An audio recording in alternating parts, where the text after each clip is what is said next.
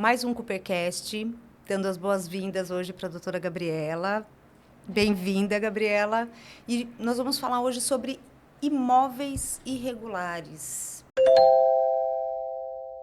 Gabi, eu queria que você comentasse um pouquinho com a gente sobre esses imóveis, né? O que é um imóvel irregular?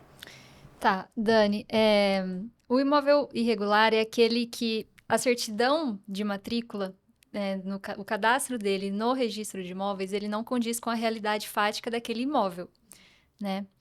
E como saber se o meu imóvel está irregular? O primeiro passo é você solicitar essa certidão de matrícula num cartório de registro de imóveis, né? Cada cartório, ele é responsável por uma parte, né, uma região daquela cidade, né, daquele local que o imóvel está construído. Então, você tem que buscar, né, o cartório, que faz parte da circunscrição, né, que a gente chama do imóvel, e solicitar realmente, pode ser pelo logradouro, né, pelo endereço do seu imóvel, solicitar essa certidão de matrícula. E a partir da análise dessa certidão que a gente vai poder dizer se esse imóvel está ou não irregular. Entendi. E só explica um pouquinho para mim, qual que é a diferença da matrícula e da escritura? Certo. Essa é uma pergunta importante porque muitas pessoas confundem, né?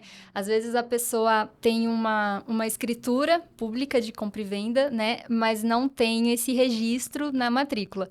E como diz aquele ditado que, né, o que diz a lei, na verdade, só é dono quem registra, né? Então, para você saber se você é o proprietário daquele imóvel, você precisa saber o que está escrito nessa certidão de matrícula, né? A matrícula, ela é como se fosse o nosso documento pessoal, né? O documento pessoal.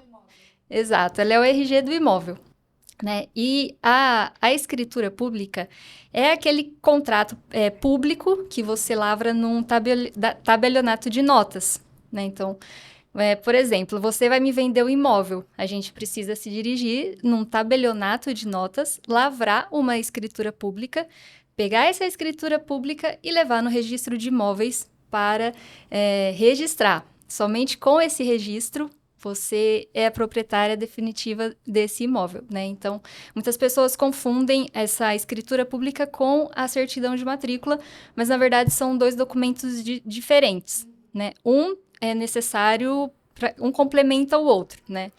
Para você registrar a propriedade do bem no seu nome, você precisa dessa escritura pública, né? O risco de não regularizar o imóvel é você perder esse imóvel, né? É, existem vários casos em que o, o, o antigo proprietário, por exemplo, vendeu, né, a propriedade para um, dois, três pessoas diferentes, né? E você acredita que você tem essa propriedade, mas outra pessoa que também acredita ter a propriedade vai lá e registra, né, essa escritura no nome dela e o imóvel que você acha que é seu acaba estando no nome de outra pessoa, né? E aí é um processo judicial, anos e anos tentando resolver, prova, e às vezes você nem consegue obter aquele imóvel, né? E você acaba perdendo seu dinheiro, né? Enfim. Então, a segurança, né, em primeiro lugar, de você ter realmente ser o proprietário do imóvel que você acredita que seja seu, né? E por que é importante regularizar o imóvel? É importante regularizar o imóvel primeiro para você não ter aquele imóvel que você acredita ser seu, que você pagou por ele, você ter o risco de outra pessoa registrar ele, né, fazer o registro na certidão de matrícula na sua frente, né? E se outra pessoa faz esse registro, porque o que acontece, Dani? Existem muitos casos que, inclusive aqui do escritório, que o cliente chega para mim, né, com um contrato de compra e venda, um contrato particular de compra e venda, acreditando que aquele imóvel é dela, porque ela pagou, né? Só que quando ela vai buscar na matrícula do imóvel, aquela mesma pessoa que vendeu para ele, vendeu para outra pessoa. E aquela outra pessoa foi e registrou esse contrato, fez uma escritura, registrou na frente dessa pessoa e o imóvel acaba sendo, né, da pessoa que primeiro registrou. Então, a importância de você ter esse registro é você garantir realmente aquele bem que você adquiriu, né? Além disso, o registro, ele valoriza o bem, né? Você deixar o seu imóvel regular, ele é valorizado, né? Então, quando você pensa em vender esse imóvel, você consegue estipular um valor de mercado maior para ele. Porque um imóvel irregular, ele não consegue financiamento, por exemplo. Né? Então, você quer vender para outra pessoa, só que a pessoa não tem o dinheiro para pagar à vista para você e depende de um financiamento bancário. Se o seu imóvel não está regularizado, essa pessoa não vai conseguir financiar. Então, você acaba perdendo ali uma venda, né? É importante também deixar ele regular, pensando assim, no seu falecimento, né? Porque a gente sabe que inventário sempre acaba, né, tendo alguns conflitos, é demorado. E geralmente é demorado porque o pai, o avô que deixa aquele bem pro herdeiro, ele não registrou, né? Ele não regularizou, não fez todas as atualizações necessárias. Então, assim, aí acaba o herdeiro tendo que ir buscar, indo atrás disso. E é um processo demorado, porque às vezes o avô fez um contrato de compra e venda com uma pessoa que nunca mais viu, né? Uma pessoa que mora em outro estado. Então, acaba dificultando muito, encarecendo esse processo, né, de inventário.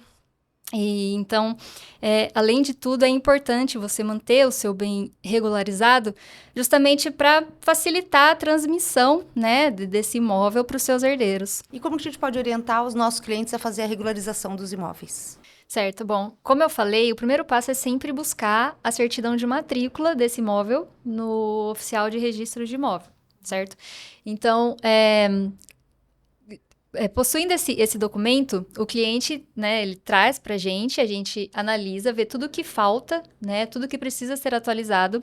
A gente vai exigir alguns documentos do cliente, né, por exemplo, carnê de IPTU, certidão de casamento. Por exemplo, se uma pessoa, né, contrai matrimônio, isso tem que estar registrado lá na certidão de matrícula, né? Então, são todas essas coisas que a gente precisa analisar. O primeiro passo, sempre buscar a certidão de matrícula no cartório de registro de imóveis. Isso, inclusive, pode ser feito pela internet. Então, a pessoa traz ali o endereço, né? A gente consegue fazer essa busca dessa certidão já no site, né? E a partir disso, a gente faz algumas perguntas, né? Pessoais, assim, referentes ao proprietário do imóvel.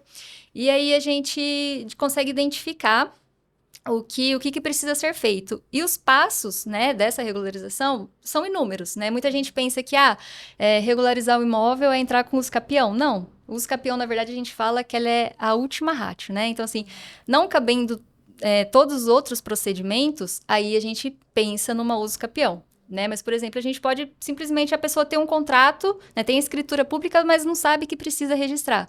Então, a pessoa traz essa escritura pública, a gente só faz o registro dela, né? Então, assim, isso é analisado no caso concreto, né? Então, cada caso a gente vê realmente quais são os passos que falta para fazer essa regularização. Maravilha, doutora Gabriela. Muito obrigada pelas explicações. E vou aproveitar e convidar vocês a seguir o nosso Coopercast. Se vocês quiserem saber mais informações, por exemplo, o tempo que demora para fazer o registro, né, os custos dessa regularização, manda inbox pra gente, né? Deixa um comentário que a doutora Gabriela nos auxilia a responder. Obrigada, Gabriela. Eu que agradeço, Dani. E aí, gostou desse assunto? Aqui no Coopercast, nós temos muitos conteúdos que podem te ajudar. Então, se inscreva no canal para não perder nada.